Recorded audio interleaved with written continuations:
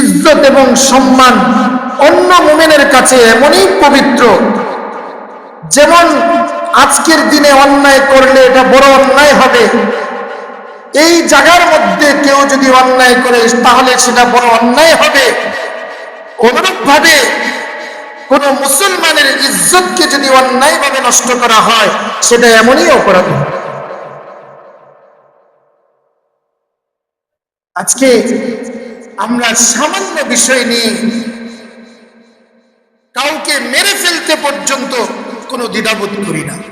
বলেন, গ্রামে গ্রামে শহরে অঞ্চলে আজকে কি ধরনের ঝগড়া ফাসাদ, ছোট্ট একটা বিষয় নিয়ে একজন আরেকজনকে মেরে ফেলতেছে, চোখের সামনে মারতেছে, বুকে পা রেখে মেরে ফেলতেছে, গলা টিপে মেরে ফেলতেছে, নিজের বিবিকে সে একা পেয়ে সামান্য ভুলের কারণে নিজের বিবিকে পর্যন্ত মারতে মারতে তাকে হত্যা করে ফেলতেছে, টুকরা করে আপনার বস্তায় ভরে নদীতে ভাসিয়ে দিচ্ছে।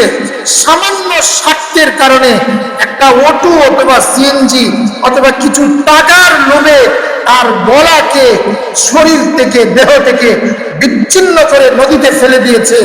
এই ধরনের ঘটনা অহরহ হচ্ছে।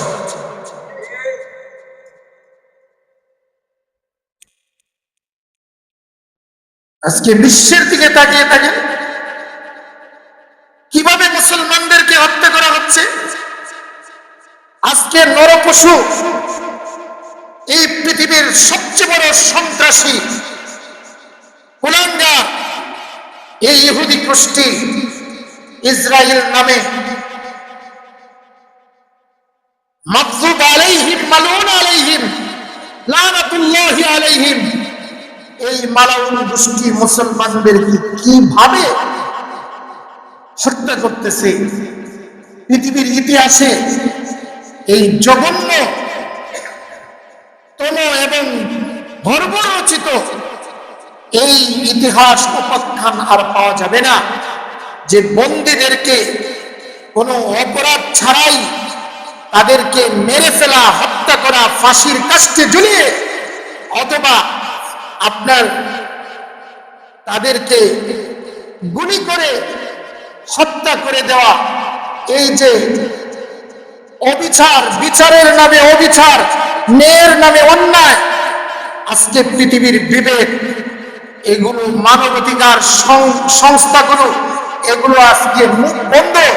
কেননা মুসলমানের রক্ত যাচ্ছে, বিধর্মীদের রক্ত যাচ্ছে না। আজকে ইসরায়েলের কারাগারে ফিলিস্তিনের বন্দী করা হচ্ছে, বন্দী করে তাদেরকে হত্যার আদেশ দেওয়া হচ্ছে।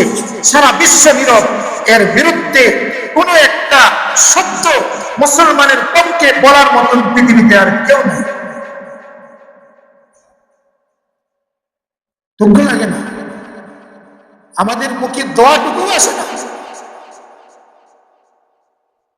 অথচ নবীজি সাল্লাল্লাহু আলাইহি সাল্লাম বলেন, আল মুসলিমুনা কাজাসাদিন ওয়াহিদিন, সারা পৃথিবীর মুসলমান একটা দেহের মতো।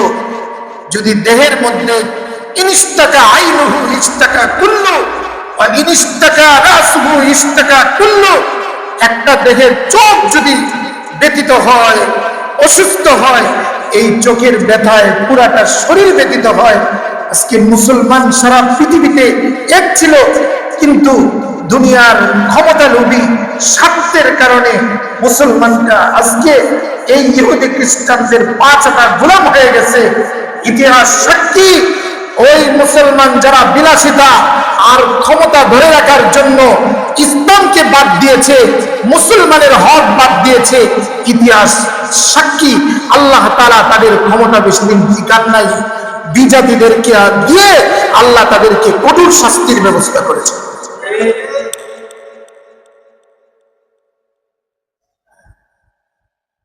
আমার ভেড়া, আজকে সারা বিশ্বের চিত্রটা তো চোখের সামনেই।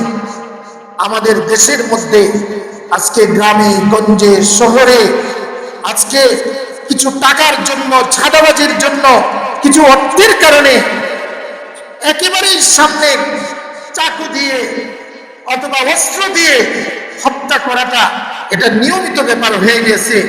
আজকে এটাকে কোনো ধরনের অন্যায় মনে করা হয় না, অথচ হাদিস শরীফের মধ্যে আছে মান কাতালা মুমিনান মুতাআম্মিদান, যে কোনো ব্যক্তি কোনো মুসলমানকে ইচ্ছা করে হত্যা করবে ফাকাদ হারামাল্লাহু আলাইহিল জান্নাহ, আল্লাহ তাআলা ওই মুসলমানের জন্য জান্নাতকে চিরদিনের জন্য হারাম করে দিবেন।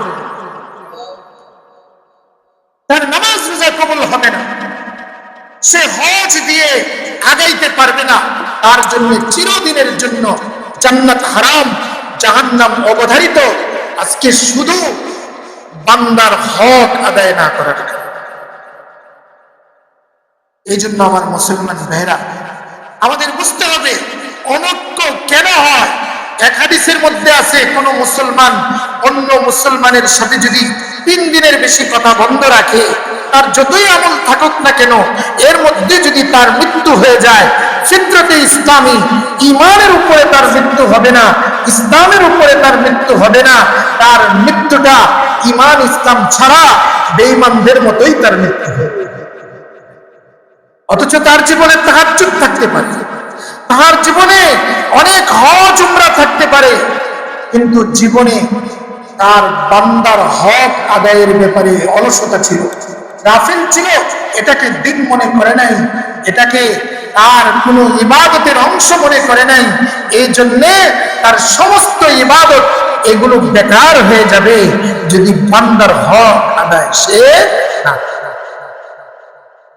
এক হাদিসের মধ্যে আছে রাসূল করিম সাল্লাল্লাহু আলাইহি সাল্লাম তিনি বলেছেন যে তোমরা কি জানো সবচেয়ে বড় মিসকিন কে? সাহাবায়ে কেরাম বললেন ইয়া রাসূলুল্লাহ, মিসকিন তো সেই ব্যক্তি যার সম্পদ নাই, যার টাকা নাই, এই তো মিসকিন।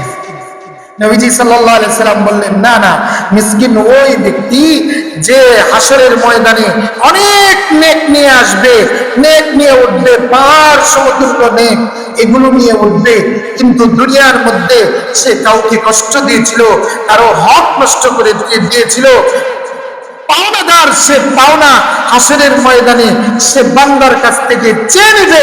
সেদিন কোনো পয়সা থাকবে না, সেদিন বাড়িঘর থাকবে না, সেদিন তার পাশে কোনো নেতা থাকবে না, সেদিন তার পাশে কোনো ভাই বোন থাকবে না।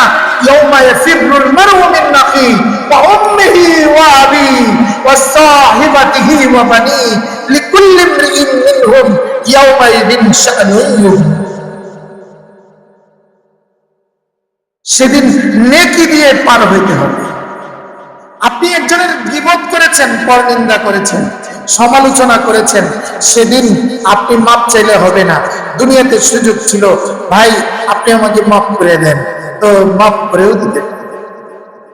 হাদিস শরীফের মধ্যে আছে মান লা ইয়ারহাম লা ইউরহাম, যে অন্যের প্রতি দয়া করে না আল্লাহও তার প্রতি দয়া করেন, যে অন্যকে মাফ করে না আল্লাহ তাকে ক্ষমা করেন না। ও মুসলমান, দুনিয়াতে ক্ষমা করতে শিখো, আসমান ওয়ালাও তোমাকে ক্ষমা। সুবহানাল্লাহ, আমরা ক্ষমা করার শিখি। তোমার ভাই তোমার কাছে যতটুকু অপরাধী, তার চেয়ে বেশি অপরাধী আমি আমার মাওলার কাছে। তাহলে আমি তো আশাবাদী আমার মাওলা যেন আমাকে মাফ করে দেয়। তাহলে তুমি তোমার ভাইকে কেন মাফ করতে পারো না? মাফ করে দাও, আল্লাহ তোমাকে মাফ করে দেবে, তোমাকে মাফ করে দেবে। এই জন্য বিচ্ছেদের যে সমস্ত কারণ রয়েছে এগুলি থেকে আমাদের দূরে থাকতে হবে। এর মধ্যে একটা হলো যে পরস্পরে সন্দেহ, অহেতুক সন্দেহ, কোনো দলিল প্রমাণ ছাড়া একে অন্যকে সন্দেহ করে। সেই মনে হয় আমার এই কাজটা করেছে, সেই মনে হয় এই কাজটা বলেছে, সেই মনে হয় আমার শত্রু। এই যে মনে হয়, এটা পরস্পরের সম্পর্ককে ছিন্ন করে দেয়। আল্লাহ তাআলা বলেছেন ইয়া আইয়ুহাল্লাযীনা আমানু ইজতানিবু কাসীরাম মিনাদ-যান্নি, হে মুসলমান তোমরা এই কুধারণা থেকে বেঁচে থাকো। কেন? বিসাল, কেননা ইন্না বা'দায-যান্নি ইসমুন, কিছু কিছু ধারণা আছে যেটা গুনাহ, অন্যায়, কবিরা গুনাহ। কারো ব্যাপারে কুধারণা করা এটা কবিরা গুনাহ। এই জন্য পরস্পরের হক, হুকুক, সামাজিকতা, যেটাকে মুআশারাত বলে, জিন্দেগির মুআশারাতের জিন্দেগি, এটাও ইসলামের গুরুত্বপূর্ণ একটা অংশ। একজন বিধবা, তার সহযোগিতা করার চেষ্টা করব। একজন ইয়েতিম, তার লালন পালনের ব্যবস্থা আমি নিব। কেননা হাদিস শরীফের মধ্যে আছে, রাসূল করিম সাল্লাল্লাহু আলাইহি সাল্লাম বলেন, আনা ওয়াল ইয়েতিম কাফিলুল ইয়েতিম ফিল জান্নাতি হাকাযা, আমি এবং যে ইয়েতিমের দায়িত্ব নিল জান্নাতে আমি এভাবে থাকবো। তিনি শাহাদাত আঙ্গুলি আর মধ্যমা এভাবে একত্রিত করে, সুবহানাল্লাহ বলবেন। এইভাবে আমরা জান্নাতে থাকবো। তাহলে একজন ইতিমের সহযোগিতা, একজন অসহায় ব্যক্তির সহযোগিতা, একজন বৃদ্ধ মানুষকে একরাম করা, লাঠি উঠিয়ে দেওয়া, কারো হাজত পুরা করা, সামান্য পরামর্শ দিয়ে, অথবা কেউ অভাবে আছে তাকে একটা কর্মসংস্থানের ব্যবস্থা করে দেওয়া, কেউ অভাবে আছে তার সহযোগিতা করা, এটাও দিন। বরং এটা দিনের বহুত বড় একটা অংশ, এবং এর মধ্যেই নাজাত আর মুক্তি রয়েছে। এই মুআশারাতের জিন্দেগি যদি কারো জীবনে না থাকে, তাহলে নামাজ রোজা দিয়ে জান্নাতে যেতে পারবে না, বরং নামাজ রোজার নেকি ওই বান্দা যা পাবে তাকে দিয়ে রিক্ত হস্তে এবং নিঃস্ব অবস্থায় জাহান্নামে যেতে হবে। এজন্য আমাদের দিন শিখতে হবে। কি বলেন? দিন শিখতে হবে। দিন শেখার জন্য নিজের সন্তানগুলোকেও দিন শিখাইতে হবে, নিজেরাও দিন শিখতে হবে। আলহামদুলিল্লাহ, আমাদের এই যে পার্শ্বের মাদ্রাসা নবাব হাবিবুল্লাহ হামিউস সুন্নাহ, এখানে বাচ্চাদেরকে দেন, দিন শিখান। আর নিজেরা মসজিদের মধ্যে আমাদের এখানে বয়স্কদের কোরআন শিক্ষা হয়। আবার সেই স্কুলের ছেলে মেয়েরা, এদের জন্যও আসরের পরে কোরআন শিক্ষার ব্যবস্থা রয়েছে।